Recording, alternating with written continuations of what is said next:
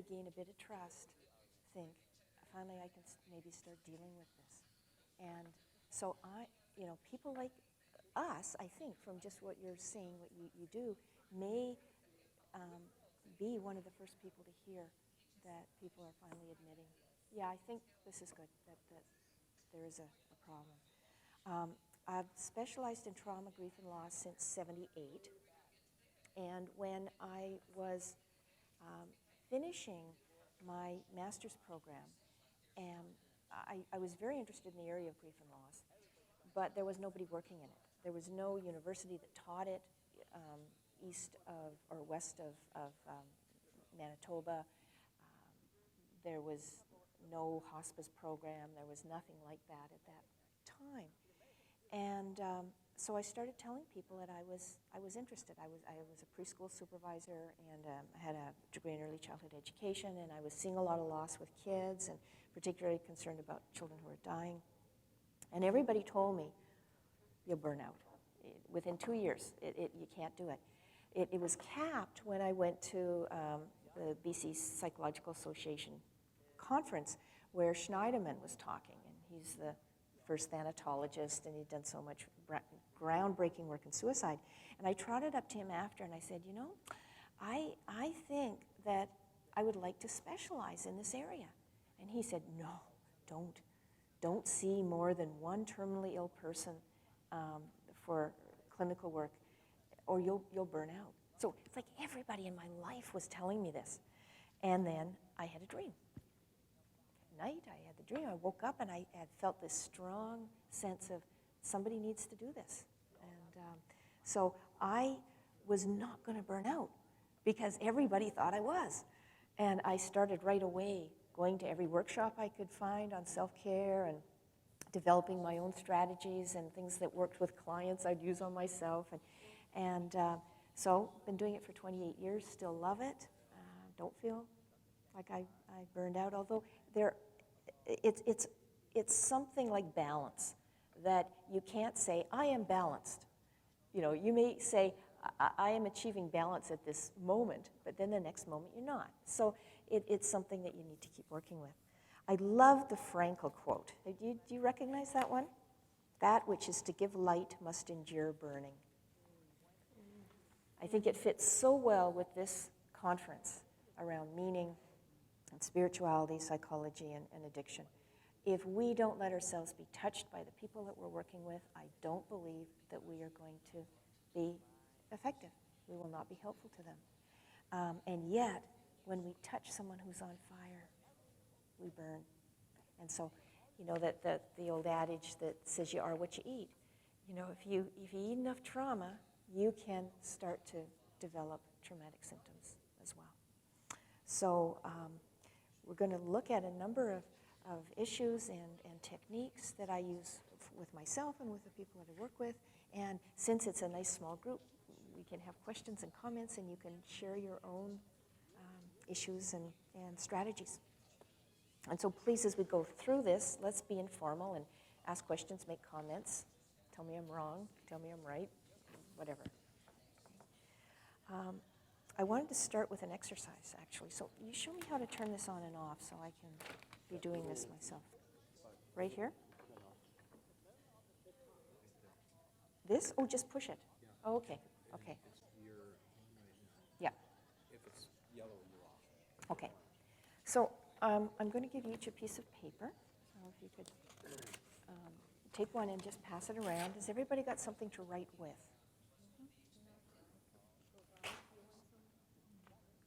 Okay. What I'm going to have you do after we start this visualization is to just write a word or a couple of words, fold it, and then just put it in the center. And you won't be asked to share it or anything. So, but at this point, I'd invite you just to close your eyes or to look down, focus in, maybe take a few breaths to settle. Feel the chair supporting you. And I'd like you to think of a really stressful situation in your life right now. It may be in your professional life, with a client, with a student. It may be in your personal life. one that you feel burdens you in some way.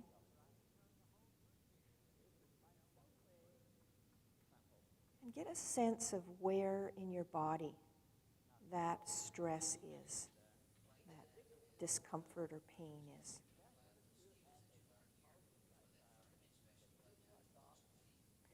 Get to know it. Does it move? Is there a color associated with it? Or a sound or words? Is there a shape or a texture? An odor? What's that stress like?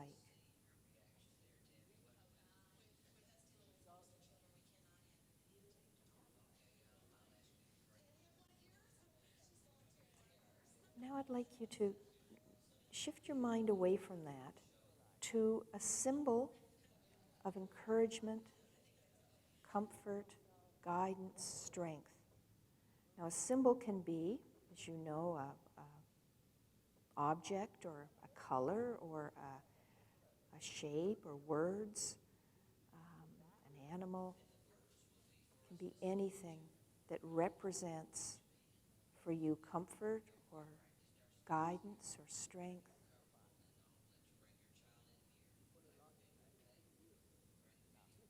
When you think of that symbol, I invite you just to write a word or maybe a sentence about it on your piece of paper, and then fold it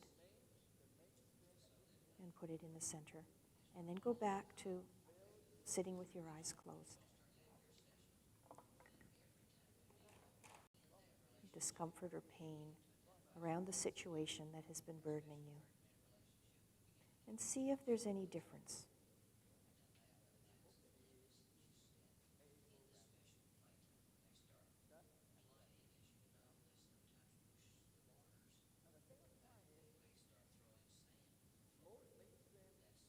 Okay, now just let that move away, and as you're ready, just open your eyes slowly.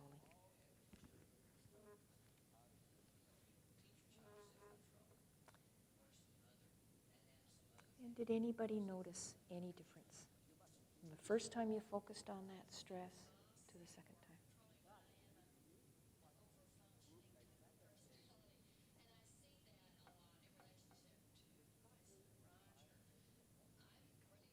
It was easy to recall. It was easy to remember the feelings around it. Mm-hmm. And then when we came back to it, it wasn't so potent. Okay. There was a little distance from it. Ah, okay. So a little bit of remove and therefore not as intense. Yeah. Okay. Thank you.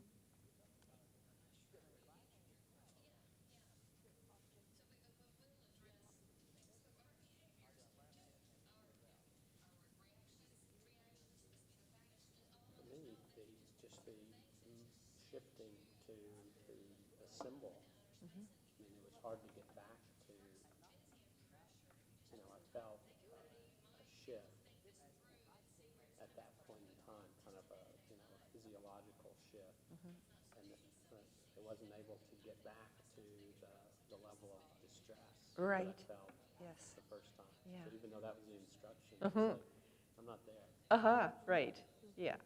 So it just didn't weigh on you as much. Yeah. And you couldn't get it as clear. Right. Yeah. Yeah. Okay. Thank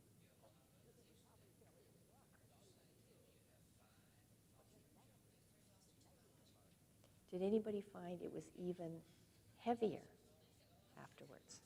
Because some people do. Or clearer. I focused on it very new. Mm-hmm. I just heard it this morning. Okay. So you haven't had much time to really be with it. It's so new. Busy. Mm-hmm. But the stress, it caused pain. Mm-hmm. Physical pain? Clinic. Yeah. And then you go to the comfort type, and I was able to jump out of that. Uh-huh. Yeah. But to go back in, I think it would be the same, but it took a little while to get acquainted again. It wasn't there so, Yeah, yeah, yeah. so quickly, yeah, yeah, okay.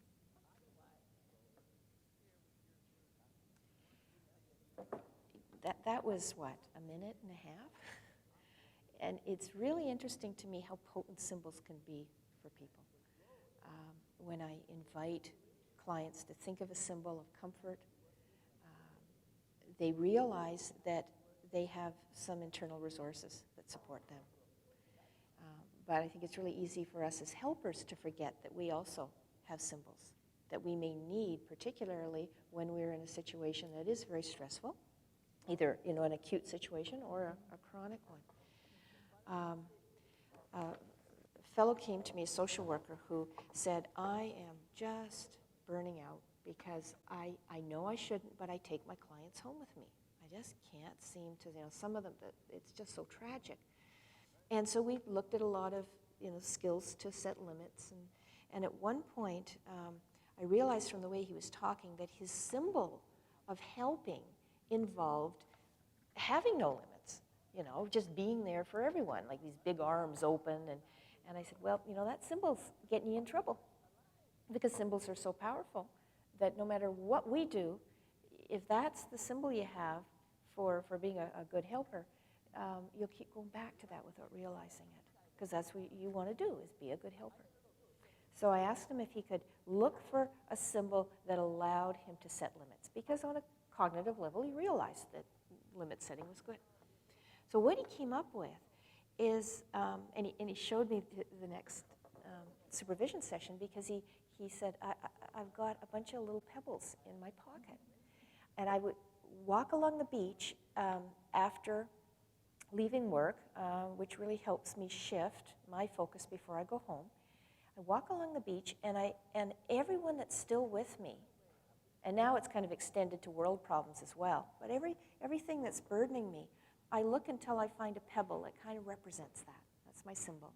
And I pick it up, and then I just have an intent around that. Maybe send a blessing, or just think, okay, what do I need to do for Joe? What do I need to do for, and have that intent, and then say, okay, and tomorrow is the time to deal with it, not now. Because right now I need my rest, I need a break so that I can be fresh. But so that I don't forget, I put the pebble in my pocket. And he said, every time I stick my hand in my pocket, which I do quite a bit, I just realize, yes, there are those that I have concern for, and I just, again, send a blessing or whatever. And he said, I can let go of it. They're not in my mind. It's like that I've dealt with it, I've put them in a safe place. And he said, even though it's only been a week, there's a few of them that really aren't an issue anymore. And I was just going to toss the pebbles away when I thought, no, I want to do something. And I thought, okay, what's another symbol for me of helping now? And I realized it was like this huge tree, this oak out in front of my house, that it's got deep roots holding it into the ground so that it can raise its arms out and be a shelter for birds and people and whatever. But you need those roots. He said, so there's been 3 pebbles that I was ready to let go of, and I went and I dropped them around my oak. So the way a lot of shifting happened for him, just looking at symbols. And I use that with clients quite often. Look to see what their symbols are. Are the symbols getting in the way of them allowing themselves to change? Frequently, I will invite people to bring a symbol with them of their grieving process, or of their path, or of comfort, whatever it is, just so they can be more intentional about it. A colleague of mine, knowing I work a lot with symbols, called me up and he said, we both teach at the University of Victoria, and he said, would you come into my office? Because my office has always been a sanctuary for me, a real refuge, and in the last month and a half, it's not been. I'm jittery. I don't know what's wrong. Nothing's changed. So I walked in, I looked around, and I said, well, where do you normally sit? He says, well, here, facing, to my desk. And so I sat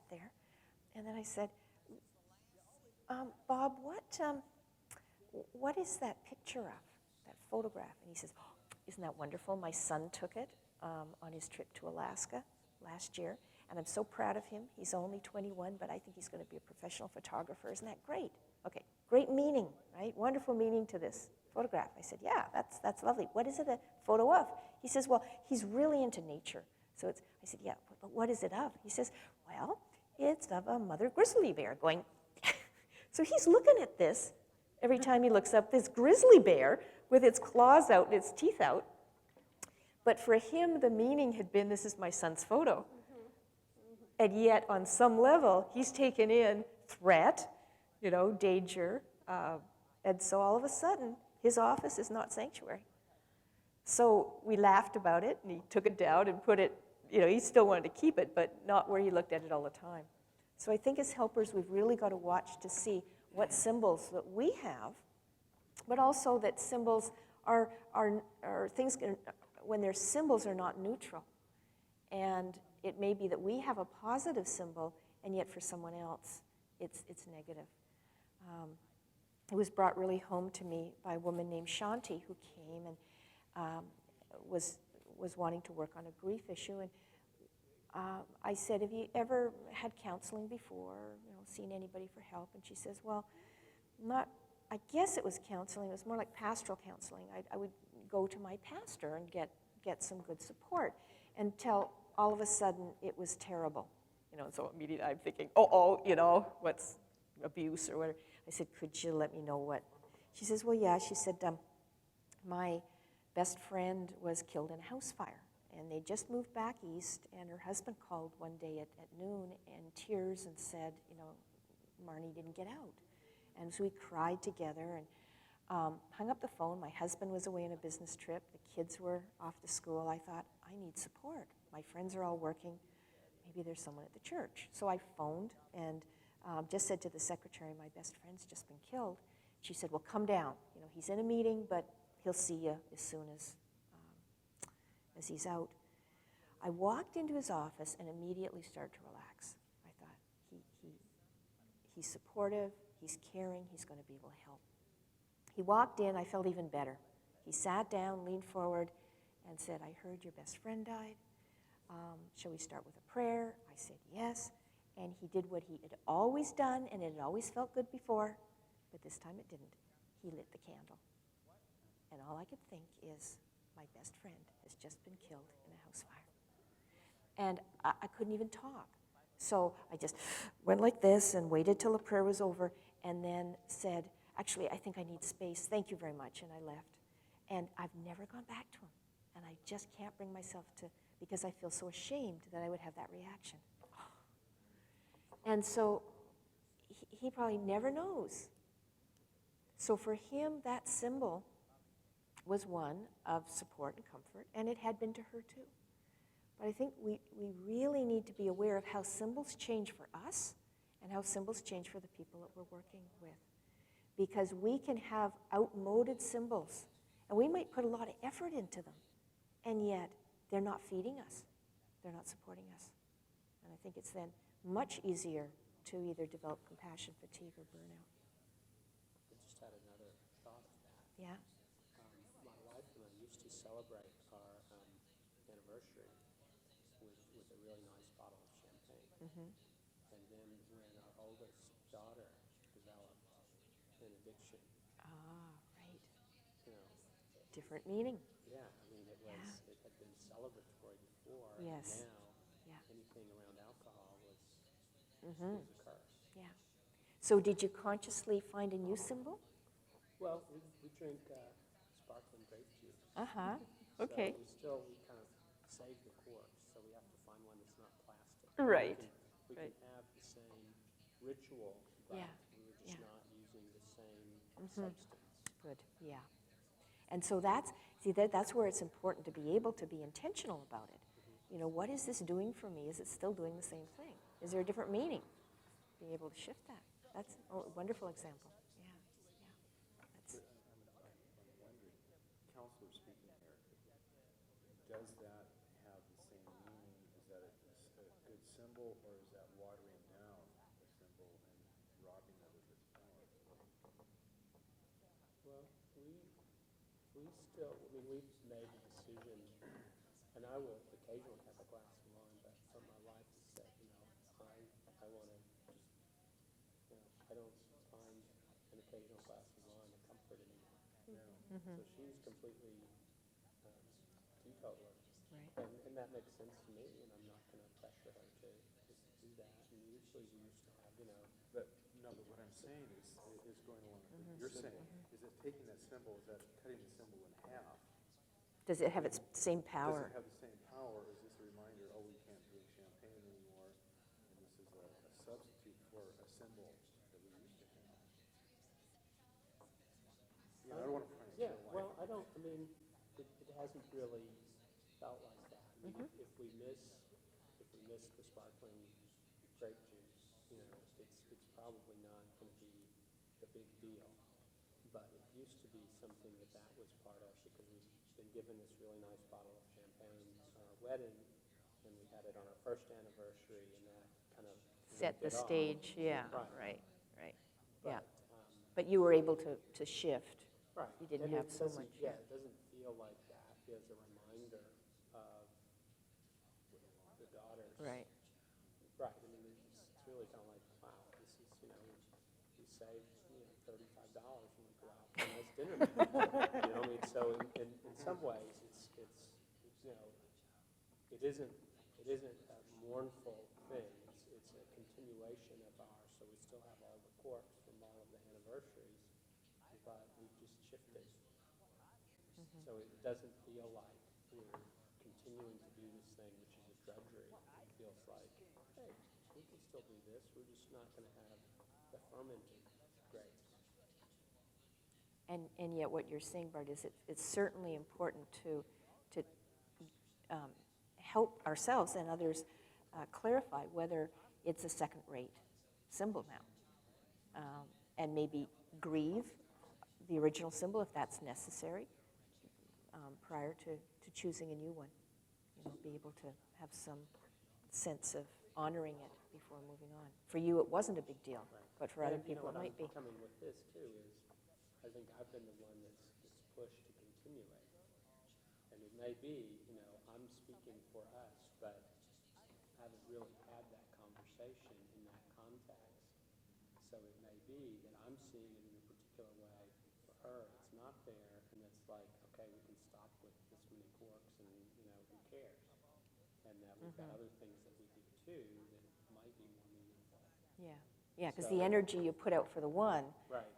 if it's not feeding you much, you could, yeah. And I'm speaking for myself, feeling like it's been a successful transfer, but not knowing whether she's going along because I'm saying, well, let's just get the sparkling grape juice, or if it is indeed, something that's a reminder for her of something that's more meaningful. So something to check out. Great. So, anything else about symbols?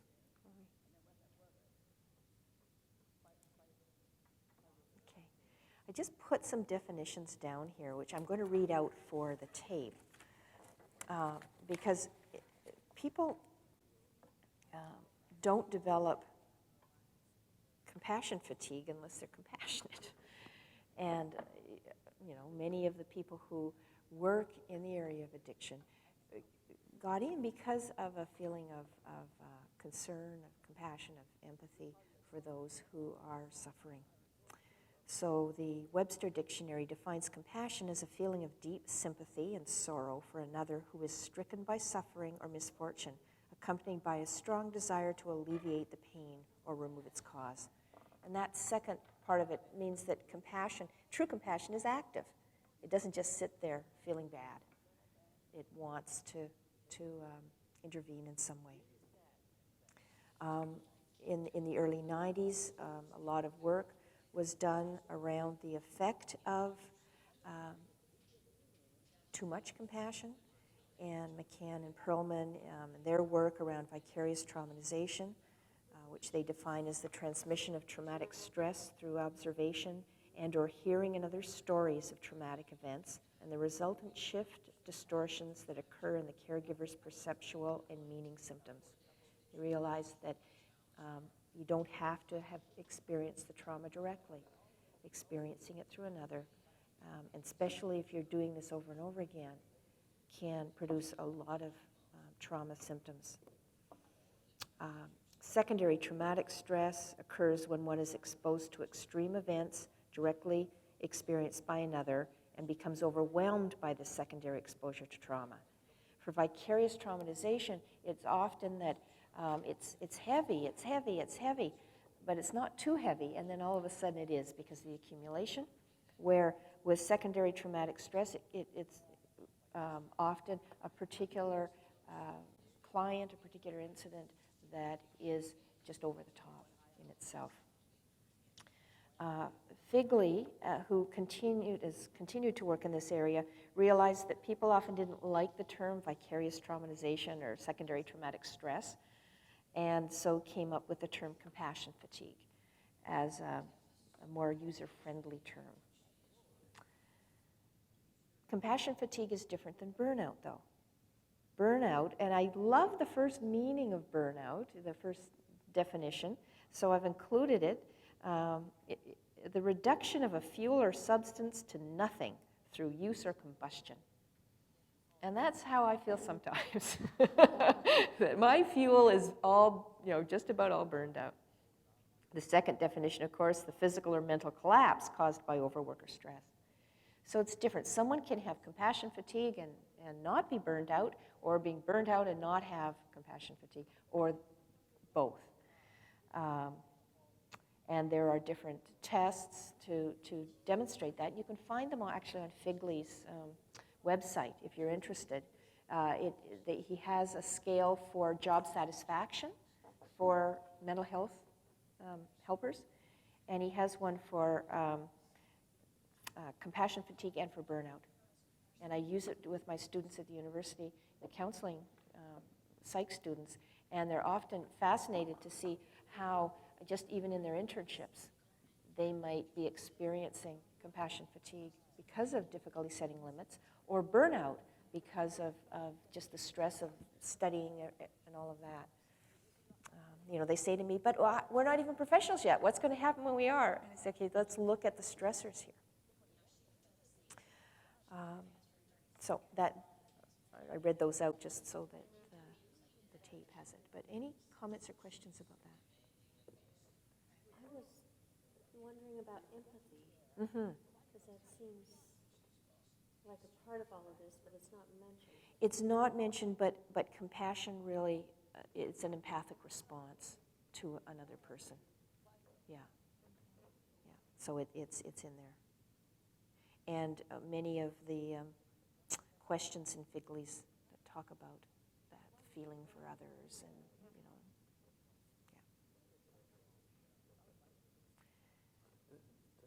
I'm thinking, doesn't empathy kind of carry with it walking side by side with somebody where compassion is more like carrying them? a slight difference there. Yeah, I see compassion as being heavier. Okay. Because you're actually, See, I use empathy a lot in my counseling. I feel like I'm very good with empathy, right, but I rarely ever carry my clients home with me. right, okay. But compassion means that I'm weeping for them. Compassion and sympathy.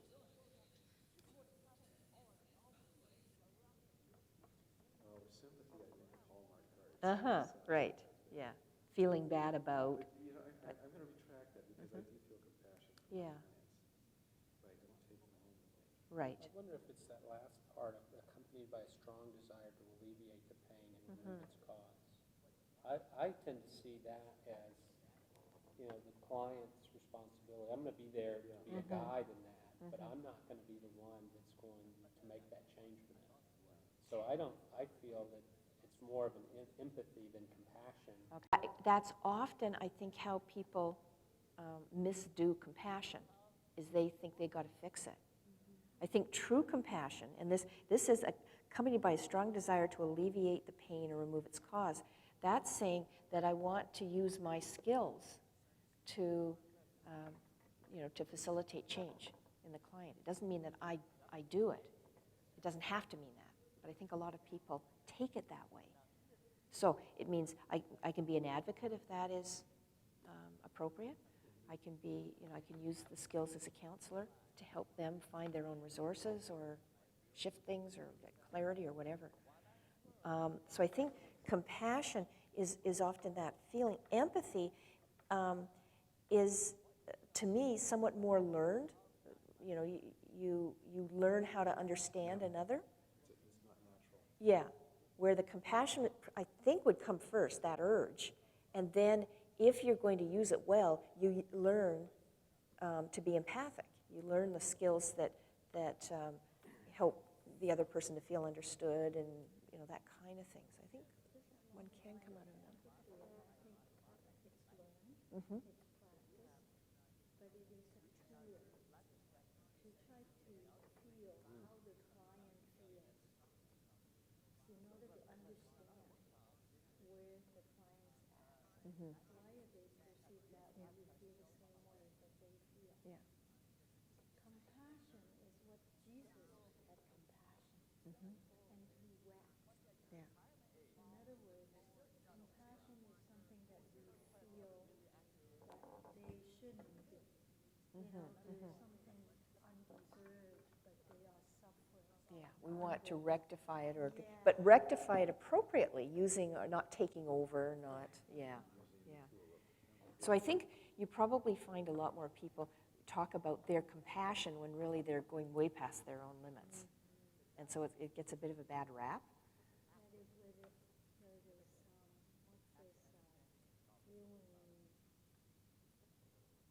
feeling sorry Yeah, more. yeah. Compassion. And then it moves into sympathy, right? Yeah, and pity and that kind of, that's right? another big. Yeah, which some professional helpers try to cultivate pity and sympathy, thinking that's giving them distance. But really what it's doing is saying, I would never be there, I am not like you. It is. It's not therapeutic distance. It's not therapeutic distance, exactly. That's right. Yeah. A statement that just rankles me every time I hear it is people, helpers that trying to get that distance say, there, but for the grace of God go I. Which means they think they've got God's grace, and the person who's in pain doesn't, drives me crazy. But, that kind of feeling, that's, yeah. And did you want to say any more about that? No? Okay. So what are some of the stressors associated in working in the area of addiction?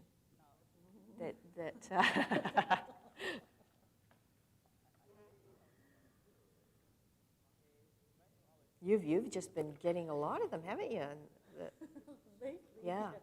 like a huge need, a need that just seems Heavy duty. enormous. Heavy duty, that's reality of life. Yeah. And I think, so often people say to me, I need a Pollyanna view of life. But when you hear these stories, they're no longer Yeah. Pollyanna view, they are real. Right. Day in, day out. So just the incredible, It's trapped. yeah. The sense of being trapped. And also, like Number talk about no exit. No exit. Right. Okay, so helplessness, hopelessness, yeah. And whenever you give it just a glass of water and that's it. Right. Yeah. Okay. What other stressors? A big stressor for me is always being on my guard with mind games. Aha. I want to feel, I like to love my clients. Right. And be with them and work with them. But Believe they're giving you honest information. Yeah, right. With Yes. addicts, it's like mind games, I don't trust you, you're going to screw me. Yeah. That's a hard part for me. And how can I love you in spite of that? Yeah. That's a big stressor. Yeah. My eyes were open. The gameplay. Par excellence. Yeah. Done out of desperation. I know. Manipulation. Yeah. Manipulation, Right. because our Right. system allowed them. Our system encouraged, inadvertently Yeah. for this kind of thing. Roller coaster. a real roller coaster working in the area of addiction. Yeah. I don't know if you've had the experience, but I go and do a lot of debriefings in mental health offices where one of the clients has pulled a knife or a gun, you know, trying to get money or drugs or something, and, you know, just the trauma around that. So sometimes, you know, just feeling physical danger as well, just with the intensity. What would be the guideline for some, if your client full of guns? Try to live. Do whatever you can to, yeah, because it's usually totally irrational. You know, people are usually high at the time. It's scary stuff. You're going to push the button. Yeah, you push the button, but do whatever you can to, yeah, because there's usually no reasoning with. So lots of different stressors.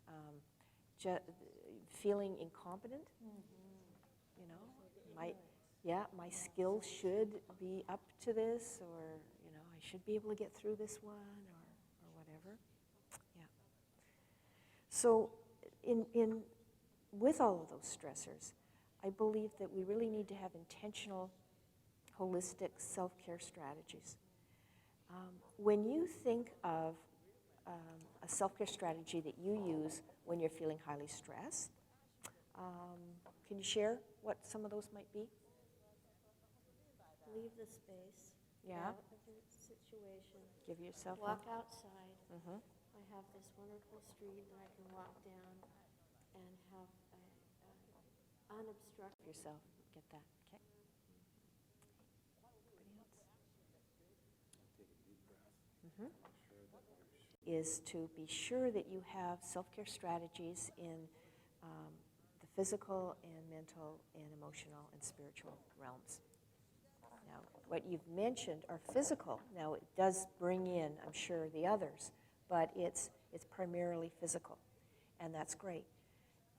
Except at times it may be that it's not your body that needs it.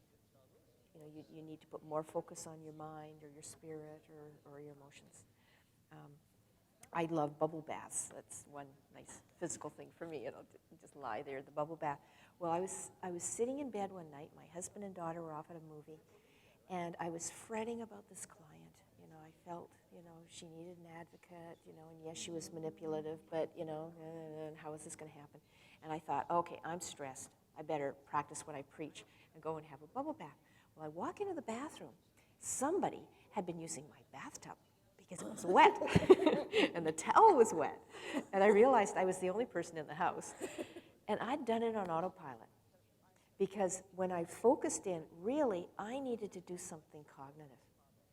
I needed to do some journaling and just write it and then start getting it clear. I'd done a self-care strategy. It had probably taken me 20 minutes, but I was oblivious to it.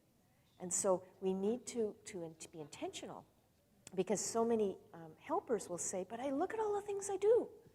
And I say, well, I think you're in a bit of a rut. You got a lot of emotional ones, or you got a lot of physical ones, or a lot of cognitive ones, or a lot of spiritual ones, but you don't have some of the others. And so there's times where you're putting out a lot of effort, but you're not getting much return. It's not working.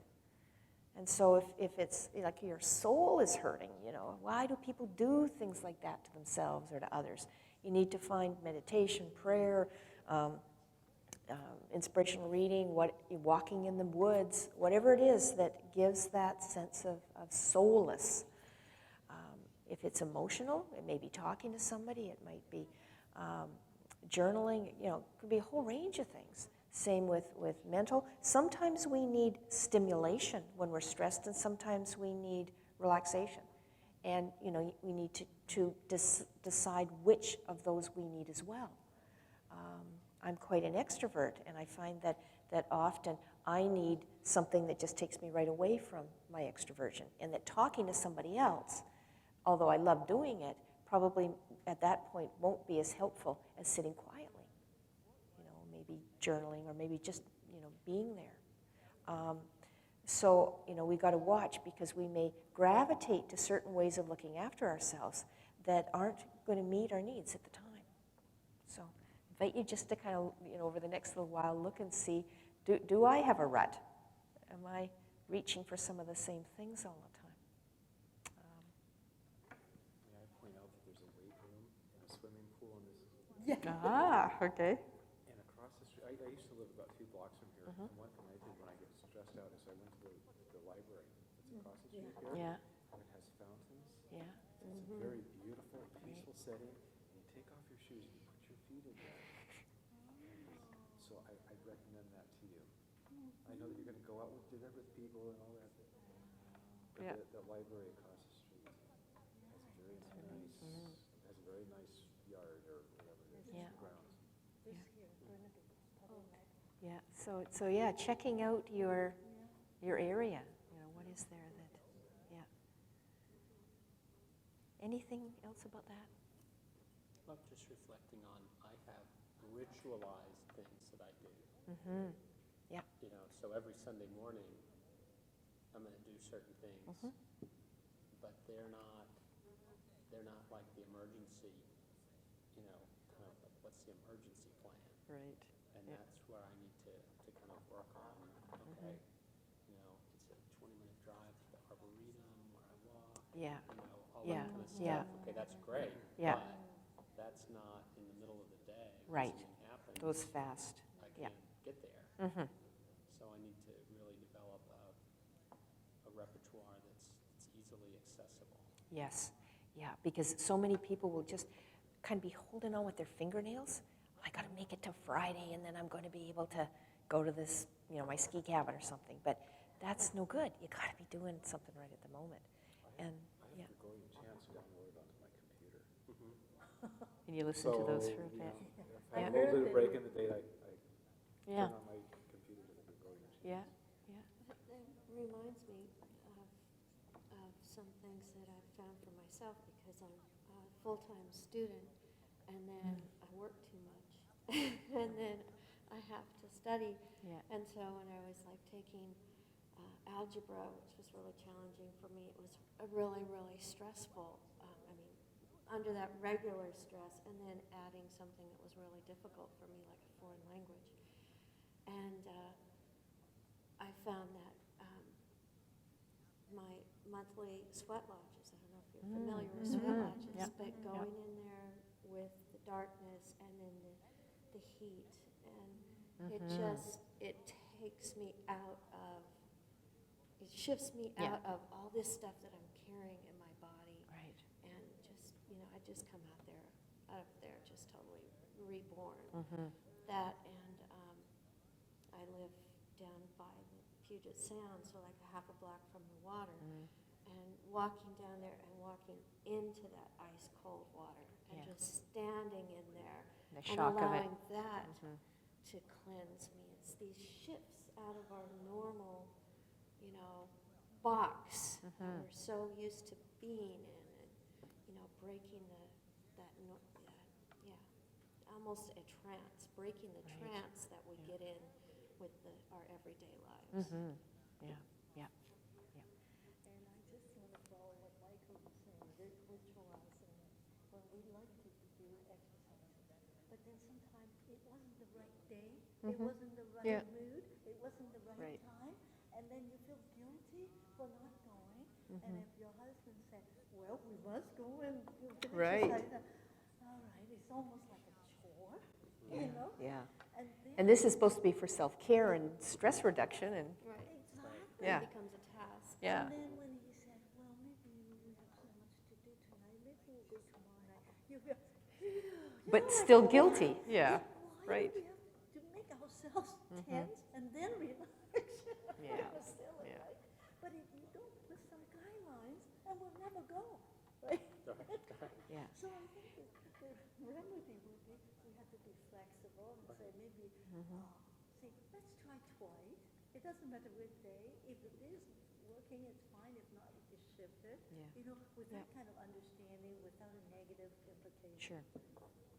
Well, and two, I think, we know from lots of psychological research that if you're owning something, if you have that personal motivation, you're more likely to do it. So clarifying, is exercise the right thing for me to be doing? Is it going to meet my needs? And really clarifying what those needs are and discussing it, talking about it, then you all gung-ho and off you go if that's the right thing. And if not, then why do I keep setting myself up with this one? I got to shift to something else. So, that's.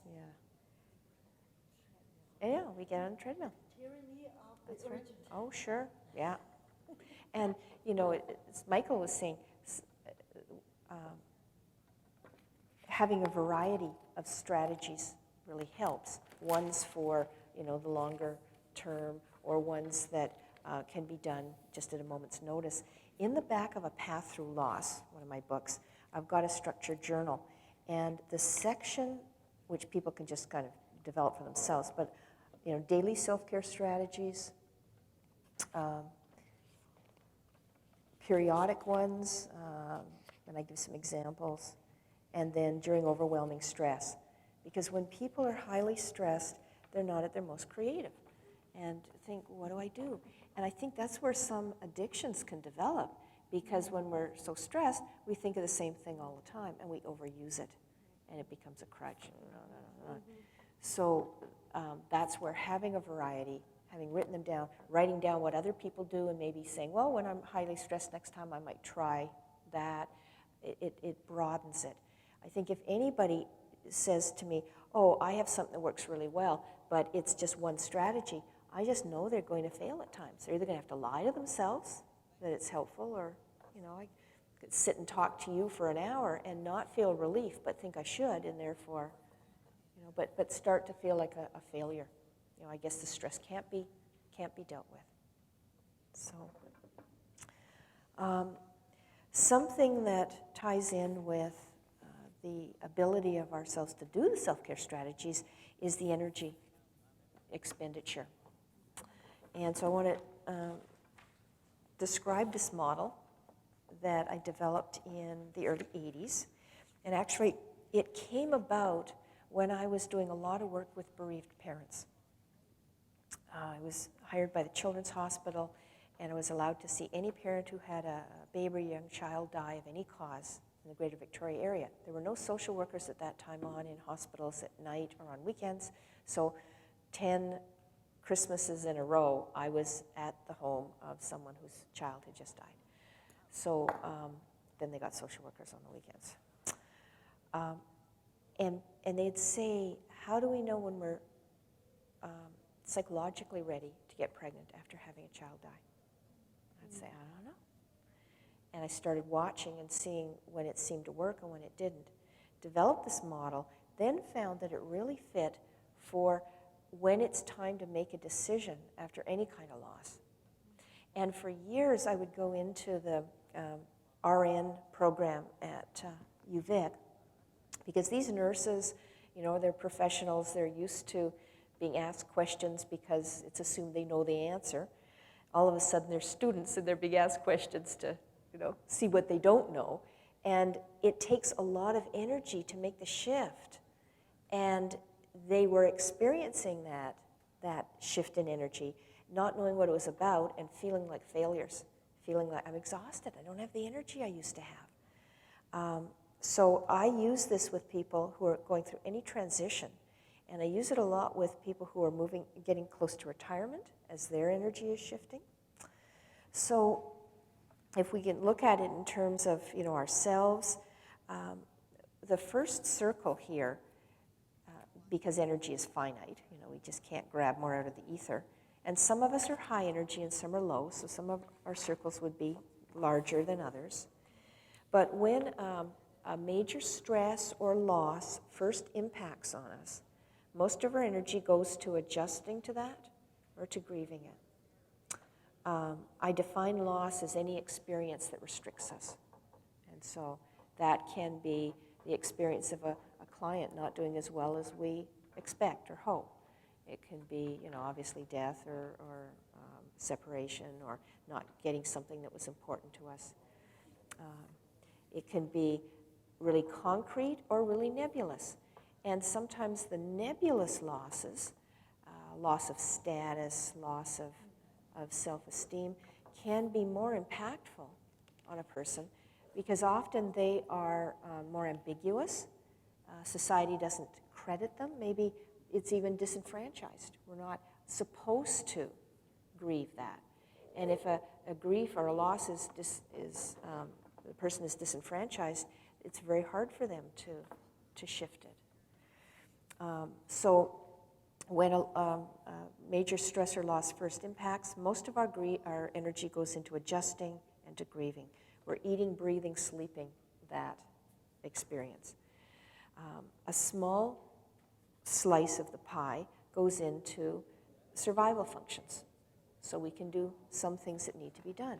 But we usually need a lot of help from others to do most of this. So we may wander into the kitchen and forget why we're there. And somebody says, have you eaten today? I'm not sure. I'll sit down. And then they have to watch me because I'll wander away again and forget why I'm there. Some people have even less of a slice of survival. And they have to be put on respirators. Their loss is such a shock. They can't even breathe for themselves. For some people, it's only a few seconds or minutes that they would have hardly any survival energy. For others, it may be hours, days, or weeks. As time goes by, we move back and forth through different meanings and implications, and therefore this energy expenditure shifts. It may be that we have some more more survival energy at one point, and then a new meaning comes in that's really hard to integrate, and more energy is taken up with that, and so we have less for survival. And we think we're moving ahead, and all of a sudden it looks like we're going back. So if people realize that we grieve for the meanings and implications rather than just the fact of a loss or stress, it makes it easier. But at some point, again, it might be days or weeks or months, we get to a place where all our survival function is intact. We can do everything that needs to be done. I just arbitrarily did that as half. It's really different for each person. We still have a lot of adjusting. We still have a lot of grieving. And it's often at this place that people will say, I can't function well anymore. I need to get into counseling myself, or maybe I should look for a new career. Because up until this point, the person could not monitor themselves well. They had what I call, and Rando talks about it as well, the emotional anesthetic. Times where we just space out, we get respite from what's going on, we're not firing on all cylinders, we feel numb. And so we're not able to monitor. In the second circle, we are, and we don't like what we see. Is this what life is about? All I'm doing is working and dealing with all of this garbage. I can't handle this, or I should be further along by now. So this is the place where we start to judge ourselves and think I must have done something wrong, or other professionals could cope, and I can't, and what's wrong with me, or whatever.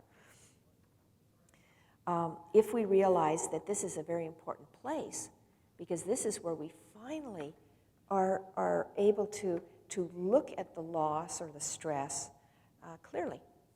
And that's why the very first exercise we did, some people say to me, I felt the loss heavier or clearer the second time. And I'll say, what do you think that might be about?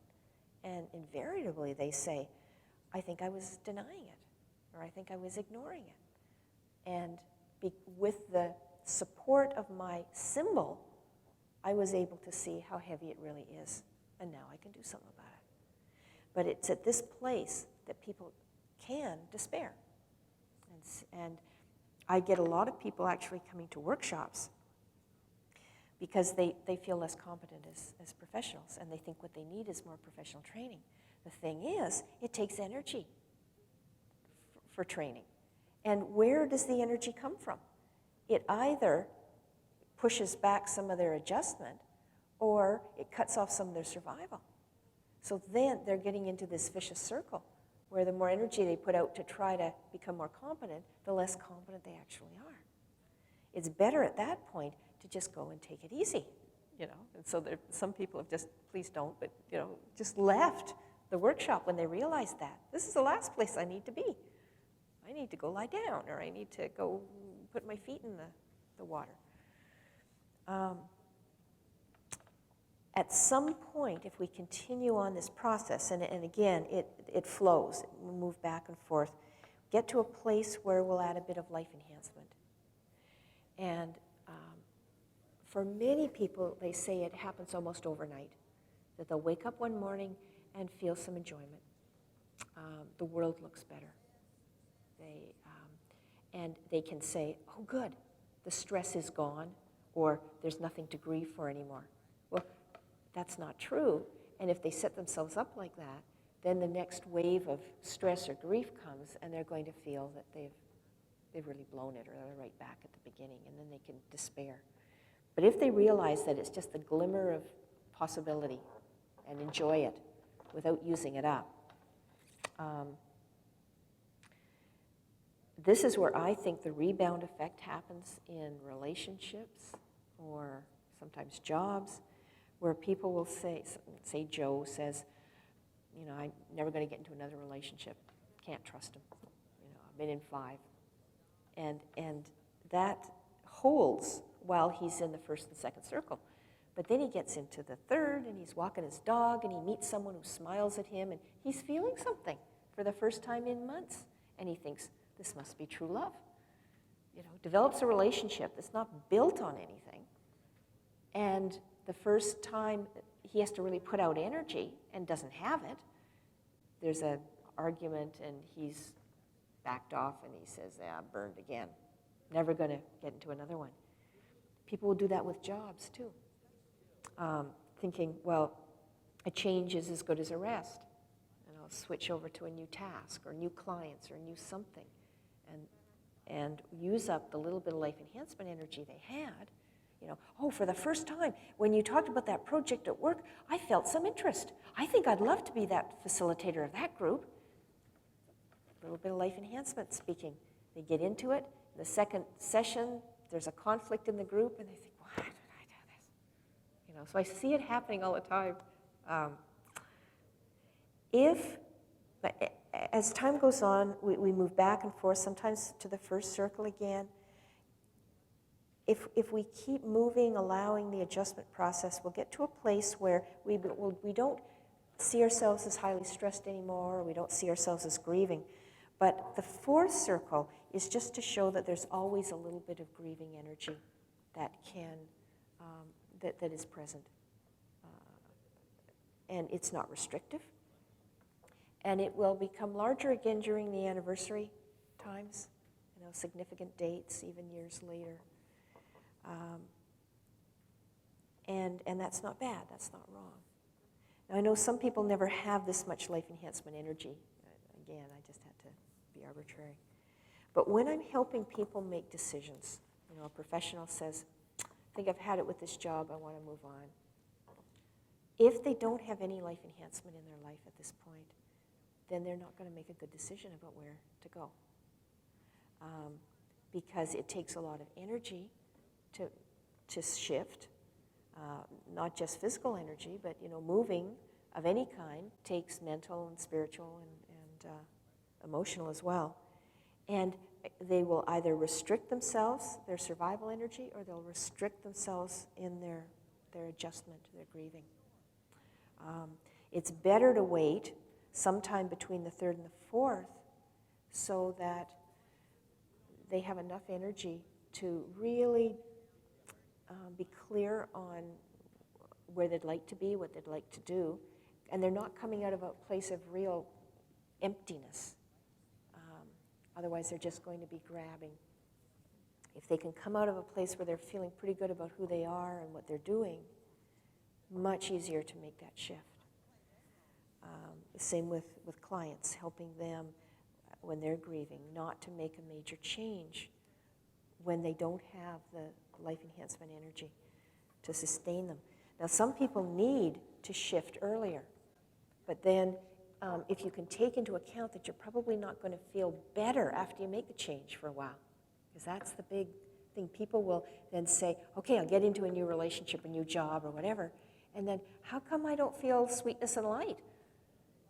If they know that's going to happen and can monitor their energy and be gentle with themselves, maybe get others to help with their survival functions, and just know for a while I'm not going to feel the benefit of this.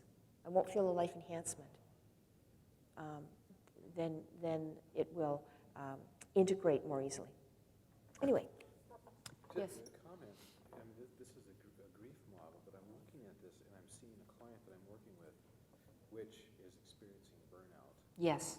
I'm looking at number 2. That's where she was 6 months ago. Yeah. Part of it is grief. Mm-hmm. She lost 3 very close people to her life through very tragic means.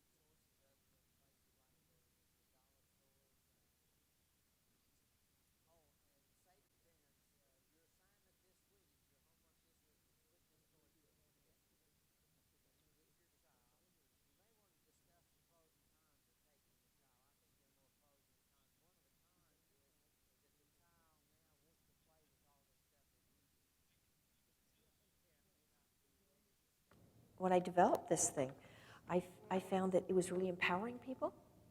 You know, they would take it and they would monitor themselves and they'd cut themselves some slack and say, okay, you know, it's not that I've regressed, I've just moved into a heavier implication that's now taking up a lot of my energy. And they would be able to stand up to people who'd said, look, why don't you just get a new job? Or why don't you just, because everybody wants to help, wants to fix it. So, good, does it make sense to everybody else? And me? I like the way you say, you know, it's not just relaxation, but it needs stimulation. Yes. The new kind of stimulation. Mm-hmm. I had a 25-year-old male client. He was just surviving, grieving the loss of, you know, parental love, friends, and no success. Yeah. And so I asked him to make a drawing. And he drew himself lying in the bed all the time with the leg hanging down and down, just snowfall. 25-year-old, big, tall guy, handsome, articulate, but just so depressed. Yeah. So we worked through the grief to understand, you know, the normal thing. Just found one little opening. And really wanted to be, you know, someone who would use physical power. So he said, I'm going to take a course, took action. And he took 3 days, and he came back completely different person because he had new learning, Right. new confidence, Yeah. and new knowledge, and new viewable. Great. Then he's ready to launch the second level. Mm-hmm. And that was that little. Yeah, when you have that opening. Yeah. Yeah. What time is break? Do you know when we're supposed to? Because I know it's 3 o'clock would 3 be o'clock. a Good. break. Okay. Good. Okay. So, anything else about this? Make sense? Okay. I'm not saying a lot about the grieving process, other than that I think I know as helpers, people who are working high stress, we need to be very clear about our own style of grief. We learn styles of grieving, and if they're working for us, great. We can have loss after loss occur because it's going to, and we can ride the waves of that. And if we don't grieve well, then we are going to move to burnout pretty fast. Ken Doka talks about the intuitive and instrumental styles of grieving. The classic scenario I get is the woman is sitting in the living room with Kleenex, crying her eyes out. And that helps. She's letting go of some of the pain. But he who should be supporting her is not there. He's down in the basement building something. And she thinks, he doesn't care, he doesn't love me. She has an intuitive style of grief, and he has an instrumental. And the instrumental style finds that by doing something meaningful, it doesn't remove you, you don't dissociate, it just helps you to process. So he's down there building something, and as he's doing, he's having thoughts and he's having feelings, and issues come up, and if somebody else was there, at times he might say something, briefly, but he's not helped. In fact, he feels like he's getting more and more depressed if he sits and is made to share a lot.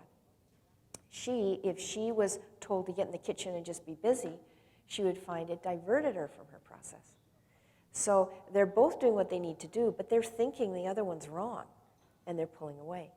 And I find that happens often with a group of professionals, with our colleagues. If we, if everybody has an instrumental style of dealing with stress, and then, one has an intuitive, there can be real conflict, and everybody's, thinking, the other person isn't dealing with this well. So to understand our style, to understand what gives us support and comfort, what's helpful to us, what's not, the fact that we do grieve for implications. I find it really useful to ask myself, what implication am I grieving right now? Is it a financial one? Is it interpersonal, role shift? Today I'm doing lots of workshops for government organizations, the nurses and mental health people, whose roles are very different than they used to be. And their caseload is huge, and they don't seem to have the meaning that they had before. And I am working with them to help them shift to new meanings that they can live well, because they can't just keep the ones they started off with. They're not alive anymore. But to help to grieve it, and to grieve any disappointment we have when clients aren't getting better the way we want them to, and all of that stuff. In my grief work, I sometimes ask my clients, complete this sentence as many times as possible. I am. Mm-hmm. Anything that you say I am a father, I am left-handed, I am a Subaru driver. Yeah. Okay, any one of those things, if you lose that, is a source of grief. Right. If you lose the loss of your right hand, if you lose your car, anything that defines who you are, if you lose that, causes a grief reaction. Mm-hmm. Yes. I am a nurse who does this. No, you're Great. not anymore. That's Who right. am I? I've lost that. Mm-hmm. I need to grieve that. Yeah. Anticipatory grief, Mm-hmm. losing a job, Mm-hmm. retirement is Sure. very threatening. Huge. I am a productive member of society. Yeah. I am a clerk. Yeah. And that, when we're anticipating something, sometimes we just focus on that without realizing that if something is becoming a reality in our life, there is some aspect of it that is a reality right now. And so we need to be able to deal with that and grieve it. But sometimes our focus is just on that and not on this. And so we disengage without even realizing, and then, of course, don't feel as competent or as meaningful. And also, I think we need to use our creativity Mm-hmm. to create something that we could look forward to. Right. We have to take action. Yeah. Yeah. And you say, I'm going to lose this, but I could create something to replace it better Yes. than this. Exactly. I think they have to take some action. They have to use their imagination to risk a little bit. It's still, there's something to look forward to. Yep. Better Yep. to just repair what I have. And I often use an exercise to help clarify that with people, which is kind of an adaptation of an old Pfeiffer and Jones encounter group exercise. And I call it 8 persons I am. And I ask people to write down 8 qualities that they feel are kind of their central qualities. And I give them a week or 2 to do it because they may write 20 and then have to winnow it down to 8, or they get 1 or 2 and get stuck. But I'll say stay with things like, maybe somebody will write creativity, patient, friendly. It could be negative ones too. Stubborn, doesn't matter. I say just get your 8 strongest ones. And then we look at, on a scale of 1 to 8, how strong that is in your life. So somebody might say, well, I believe I'm extremely creative, but I'd rate myself as a 1 out of 8 because I'm not using it. I'm just not. Okay, well then you're not going to have a meaningful life. I mean, if that's a strong quality, it's not. Sometimes I'm overusing it, and I'm trying to compensate for the ones I'm not using by putting all into these, and I'm burning out. But then we can look at what was a time in your life where you felt life was really satisfying, really meaningful. Okay, let's look at the numbers then. Look at it now. Okay, now we have to redefine your roles, or we have to redefine something in order to help you. You can't get back to that, but you can shift these.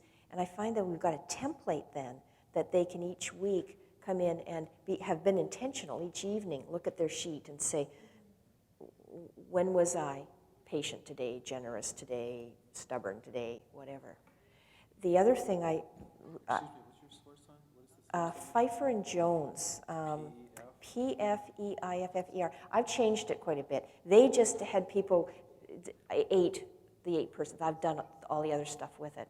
I could email it to you if you want. I'll put it in a PDF and you could use it, yeah. Because they just had people say, I am, for 8 qualities. But then with that template, it helps people with a very clear goal. And if they're looking at a new job or something like that, or a new relationship, how does that fit in? I think it would be a good working, project for teens. Yes, oh yeah, So they teens don't love get it. Stuck Yeah, on the couch watching TV or doing Yeah. video game. So there's something that they see themselves more than just kind of wasting their time every day. Yeah. Doing nothing. right. And so often you ask them, what have you done? Nothing. Do you like that? No. What have you done? Right. So I think that would be something concrete. Yeah, it is so nice and concrete. And people come into me and they'll say, I don't like who I am. I need to be a total different person. But when they do this exercise, I say, okay, let's see who you are so we know what to change. Well, as we look at it, they'll say, well, actually, I don't want to change any of these things. I just want to change how I live them. I want it from a 1 to a 7, and I want this one from a 7 to a 1. But I don't want to let go of it completely, because we look at how does stubbornness help you? How does it get in your way?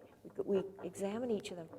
I had a fellow who I had been working with, and he'd done a lot of work on assertion and setting limits at work, and didn't see him for 2 years. And we'd done the, what?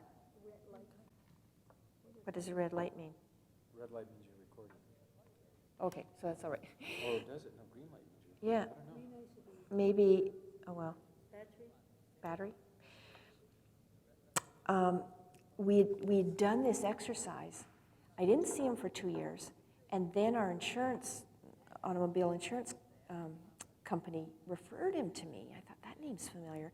He had been in a car accident, and he had a traumatic brain injury.